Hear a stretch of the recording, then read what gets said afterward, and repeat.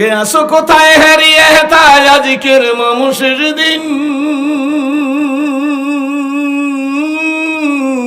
জীবন প্রদীপ নিভু নিভু প্রায় হইয়া এসেছে ক্ষীণ। এ দেহে মনে কত না শক্তি কত না সাহস ছিল, কার ইঙ্গিতে সহসা সকলে শূন্য মিলিয়া গেল। এ দেহে মনে কত না শক্তি কত না সাহস ছিল, কার ইঙ্গিতে সহসা সকলে শূন্য মিলিয়া গেল। উঠি বসি হাঁটি করি ছুটাছুটি চলিয়াছি দিবানিশি, সে দেহ আজি মাটির সঙ্গে যাইতেছে যেন মিশি।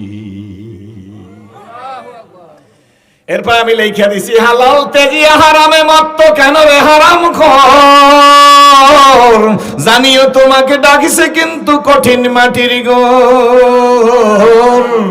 হায়াত তরুর শাখায় বসিয়া, বলো হায়াত তরুর শাখায় বসিয়া হেরি তার ফলমূল।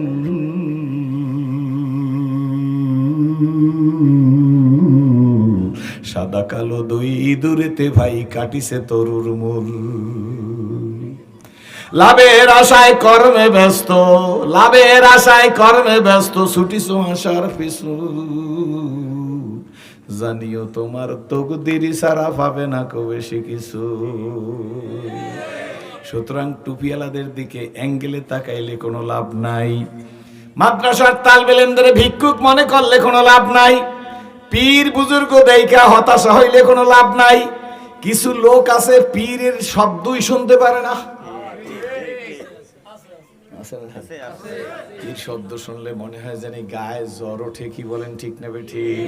তুমি পীর দেখতে পারো না, তুমি টুপি দেখতে পারো না, তুমি দাড়ি দেখতে পারো না, তুমি ইসলামী আন্দোলন দেখতে পারো না, তুমি নারায়ে তাকবীর শুনতে পারো না, তুমি গোল দেখতে পারো না, তুমি তবলিগ দেখতে পারো না, তোমার দেখায় কিছু আসে আর যায় না।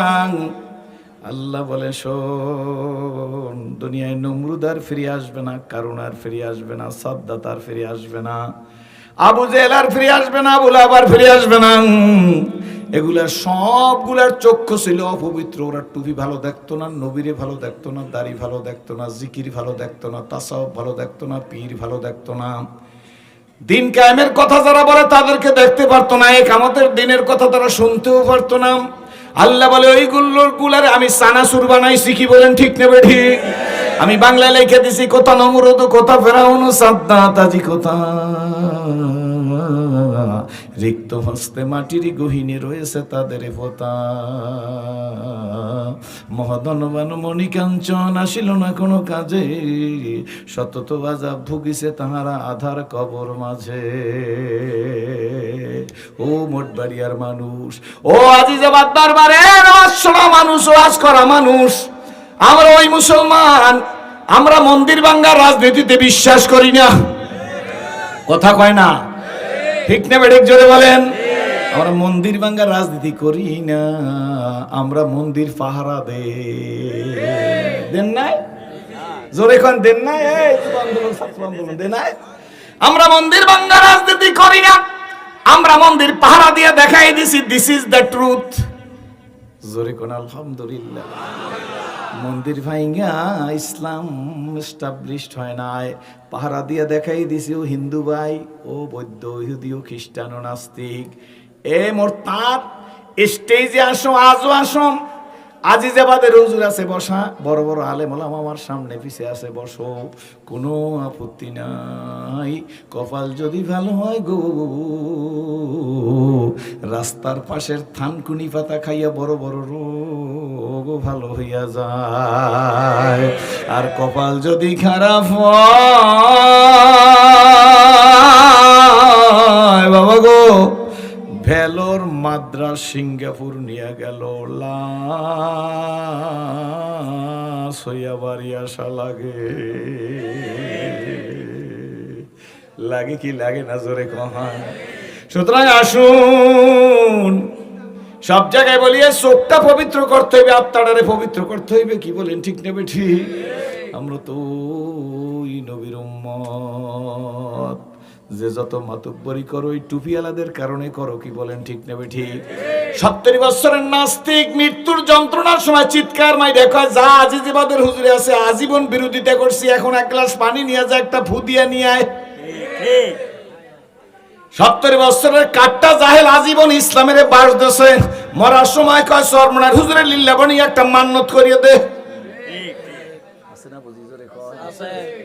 ধরি ধরি ধরি না ধরলে তোরে সারি না, সেই দিনটি আসার আগে। এত পিছে কথা কেন ভাই?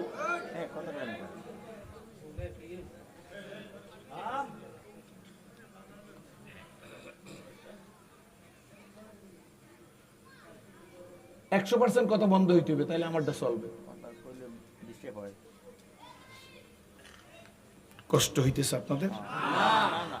আমি তো পুরান মানুষ, ঘর কি মুরগি ডাল কি বরাবর, আপনাদের ঘরের মুরগির মতো। এই দেশে যখন ওয়াজ করতে আসি, একটু আগে বলতেছিলাম হাফেজ কামাল ছিল, আরো এই আমার মুখে দাড়ি ওঠে নাই, সেই সময় ওয়াজ করতে আসছি। এখন আমার দাড়ি পাকি গেছে, পাকা শুরু হয়েছে, এখন আপনাদের সামনে ওয়াজ করতেছি। সেই সময় যে লোক হইছে এখন তার সাথে আরো বেশি হয়।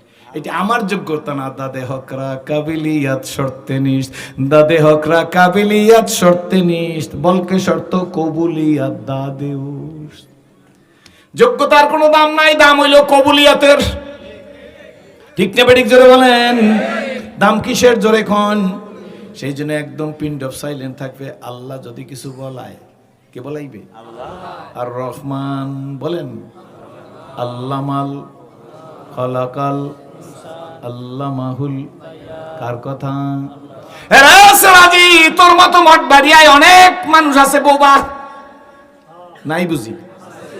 আমি তোরে বোবা বানাই নাই, বধির বানাই নাই, কানা বানাই নাই, খোরা বানাই নাই, ল্যাংড়া বানাই নাই, লুলা বানাই নাই, সাপ বানাই নাই, বিড়াল বানাই নাই, কেঁচো বানাই নাই, শুকর বানাই নাই, কুকুর বানাই নাই। আমি আদর করিয়া তোরে মানুষ বানাইছি। ও মানুষ,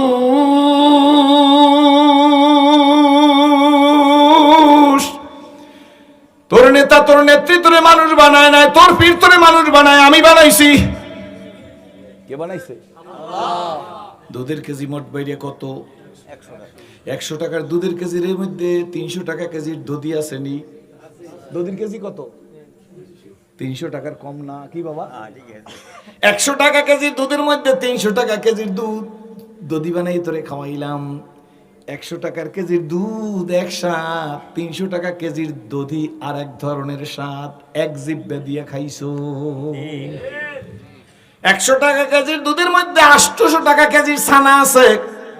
এই দুধে এর স্বাদ আর ছানার স্বাদ এক না, এক না। দুধ খাওয়াইলাম এক ধরনের, ছানা খাওয়াইলাম আর এক ধরনের। 100 টাকা কেজির দুধের মধ্যে 1000 টাকা কেজির মাখন আছে। দুধের স্বাদ এক ধরনের, দইয়ের স্বাদ এক ধরনের, ছানার স্বাদ এক ধরনের। মাখন 1000 টাকা কেজি, তার স্বাদ আর এক ধরনের।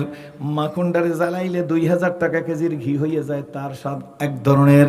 চিংড়ি মাছ এক ধরনের, পাবদা মাছ এক ধরনের স্বাদ লাগে, শোল মাছ এক ধরনের, টাকি মাছ এক ধরনের, পুকুরের পাঙ্গাস এক ধরনের, নদীর পাঙ্গাস আর এক ধরনের, শলা চিংড়ি মাছ এক ধরনের, চাম্মা চিংড়ি মাছ আর এক ধরনের স্বাদ লাগে। মাগুর মাছের সাথে এক ধরনের। একই জিব্বা দিয়ে তোরে খাওয়াইলাম, খাইলি আমারটা দিলি পীর বাবার পায়ে সেজদা। তোর মতো লাকানুত নেমো খারাম অকৃতজ্ঞ আর জমিনে নাই। খাওয়াই কেডা? সেজদা দিলি কারে? এ পথারা রাখ, আমি সেরাজিত ছিলাম জাহান্নামের আসামি। দুনিয়ায় মরিয়া গেলে আমি যদি ইসলাম কবুল না করিয়া মারা যাইতাম, দুনিয়ায় দাউ দাউ করিয়া আগুন জ্বলতো, তার মধ্যে আমারে জ্বালাই দিত।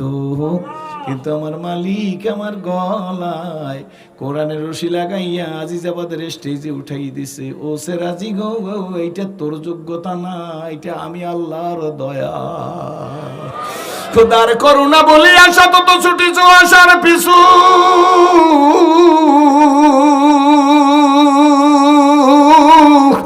জানিও তোমার তকদির ছাড়া পাবে না খুব বেশি কিছু। মানুষ মৃত্যুর সময় বলবে কে আসো কোথায়, হেরিয়ে হেতায় আজিকের মানুষের দিন।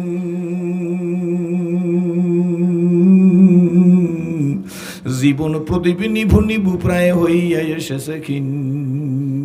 এ দেহে মনে কত না শক্তি কত না সাহস ছিল, কার ইঙ্গিতে সহসা সকলে শূন্যে মিলিয়া গেল। উঠি বসি হাঁটি করি ছুটাছুটি চলিয়াছে দিবানিশি, সে দেহ আজিহি মাটির সঙ্গে যাইতেছে যেন মিশি।